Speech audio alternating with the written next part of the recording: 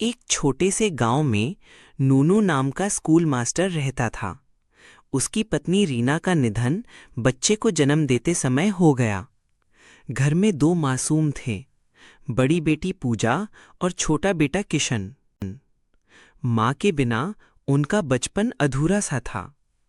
नूनू लाख कोशिश करता, लेकिन माँ का प्यार तो माँ ही दे सकती है। समाज और रिश्तेदारों ने कहा, नूनू दूसरी शादी कर लो वरना बच्चे बर्बाद हो जाएंगे। मजबूरी में नन्नू ने शादी कर ली तारा से। तारा अब उस घर की सौतेली माँ बन गई। गांव में कानाफूसी शुरू हो गई। सौतेली माँ कभी सगी नहीं होती।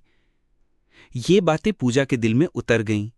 उसने मन ही मन तय कर लिया, ये मेरी माँ नहीं है। तारा बच्चों से घुलना चाहती थी, लेकिन पूजा हर बार दूरी बना लेती। सुबह टिफिन बनाकर देती तो पूजा कहती, मुझे खुद बनाना आता है, तुम मत छुओ। रात को कंबल ओढ़ाती तो पूजा गुस्से से कह देती, मुझे छुओ मत।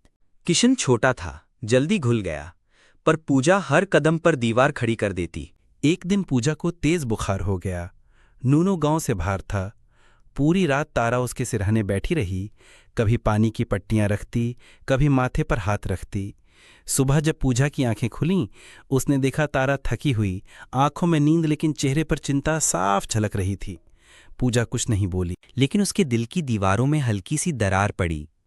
कुछ ही हफ्तों बाद स्कूल में मदर्स डे का कार्यक्रम था। सभी बच्चे अपनी माँ के साथ आए थे। पूजा अकेली खड़ी थी। बच्चे चिढ़ाने लगे, तेरी तो माँ ही नहीं है।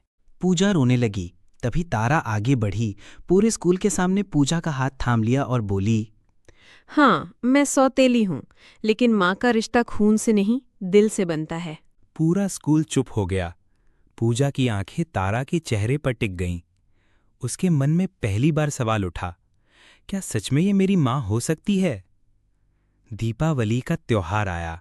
पूजा उदास थी। पहले मम्मी के साथ दिया सजाती थी। तारा पास आई और बोली, बेटा, तेरी माँ की तस्वीर यही है, आज उनके हाथों जैसा ही दिया जलाएंगे। उस रात पूजा ने पहली बार तारा के साथ दिए सजाए। उसके होठों पर हल्की सी मुस्कान आई। लेकिन असली परीक्षा तो बाकी थी। गांव में अचानक बाढ़ आ गई। हाहाकार मच गया। किशन खेलते खेलते बहाव में बह गया। नन्नू चीख रहा था। गांव वाले भी डर के मारे कुछ ना कर पाए।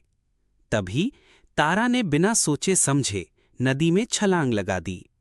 तेज लहरों से लड़ते हुए उसने किशन को बचा लिया, लेकिन खुद घायल हो गई। गांव वाले दंग रह गए कि जिसे सौतेली कहते थे, उसने तो जान की बाजी लगा दी। तारा चारपाई पर पड़ी थी, जख्मी और कमजोर। पूजा उसकी गोद में सिर रखकर रो रही थी। वो बोली, माँ, तुम क्यों हर बार मुझे बचाती हो? मैंने तो हमेशा तुम्हें पराया समझा। मैं तेरी असली माँ की जगह कभी नहीं ले सकती। मैं बस तेरे दिल में अपनी छोटी सी जगह बनाना चाहती हूँ। माँ का रिश्ता जन्म से नहीं, ममता से बनता है। सालों बाद पूजा बड़ी होकर कहती है, मेरे पास दो माएँ थीं, एक जिसने मुझे जन्म दिया और दूसरी जिसने मुझे जीना सिखाया।